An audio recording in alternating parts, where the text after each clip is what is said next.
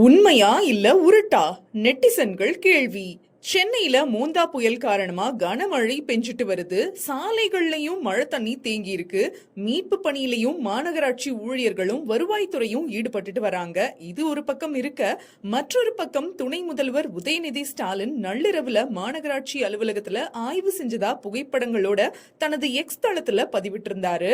இப்போ பிரச்சனையே அதுதாங்க. அந்த பதிவு 28ஆம் தேதி நள்ளிரவு 1 மணிக்கு பதிவிடப்பட்டுள்ளது. அந்த பதிவில் கூட சற்று முன் ஆய்வு செய்தார் என்று குறிப்பிட்டுள்ளார். ஆனா அவர் போட்ட போஸ்ட் போட்டோவில் ஒரு மானிட்டர்ல 27ஆம் தேதின்னு காட்டுது.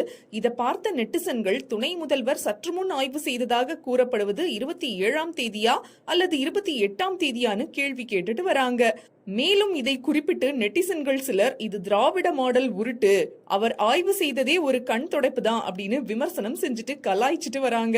இது போன்ற மேலும் பல செய்திகளுக்கு ஜியோ நியூஸ் தமிழ் சேனலை சப்ஸ்கிரைப் பண்ணிக்கோங்க.